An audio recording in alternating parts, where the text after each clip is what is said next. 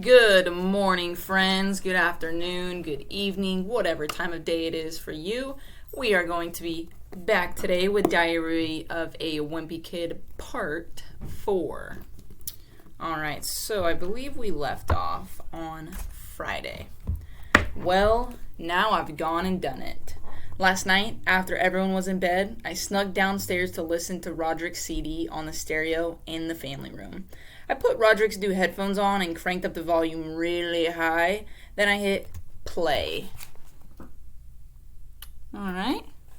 First, let me just say, I can definitely understand why they put that parental warning sticker on the CD, but I only got to hear about 30 seconds of the first song before I got interrupted. It turns out I didn't have the headphones plugged into the stereo, so the music was actually coming through the speakers, not the headphones.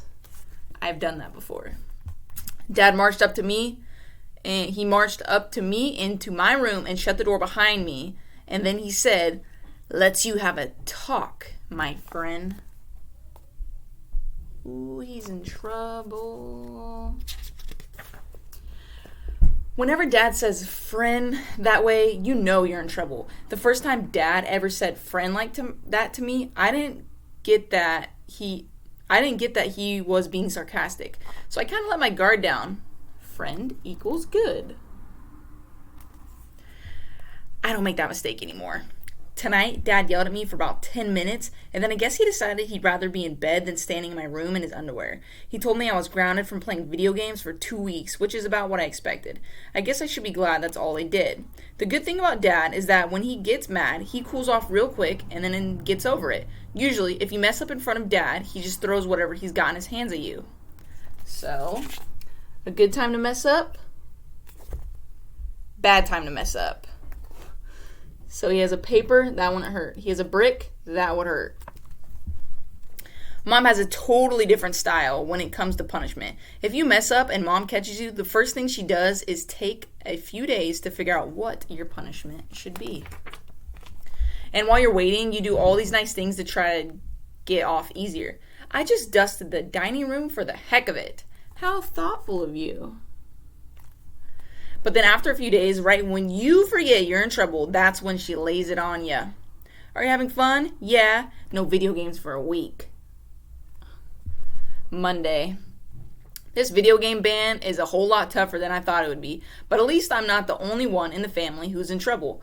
Roderick's in some hot water with Mom right now, too. Manny got a hold of one of Roderick's heavy metal magazines, and one of the pages had a picture of a woman in a bathing suit lying across the hood of a car, and then Manny brought it into daycare for show and tell.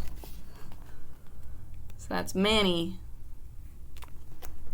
Anyway, I don't think Mom was too happy about getting that phone call. I saw the magazine myself, and it honestly wasn't anything to get worked up over, but Mom doesn't allow that kind of stuff in the house. Roderick's punishment was that he had to answer a bunch of questions Mom wrote out for him. Did owning this magazine make you a better person? No. Did it make you more popular at school? No. How do you feel about having owned this type of magazine now? I feel ashamed. Do you have anything you want to say to the woman for having owned this offensive magazine? I'm sorry, women. Wednesday. I'm still grounded from playing video games, so Manny has been using my system. Mom went out and bought a whole bunch of educational video games, and watching Manny play them is like torture. What number comes after 2 and rhymes with tree? 3. The good news is that I finally figured out how to get some of my games past Rowley's dad. I just put one of my discs in Manny's discovering the alphabet case, and that's all it takes.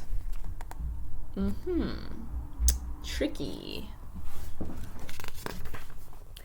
Thursday. At school today, they announced the student government elections are coming up. To be honest with you, I never had any interest in school government, but when I started thinking about it, I realized getting elected treasurer could totally change my situation at school. We cheerleaders are tired of riding to games in the same bus as the nerds in the band. Let me see what I can do. He gets them a limo. And even better, we jocks just need an air pump to inflate our only football.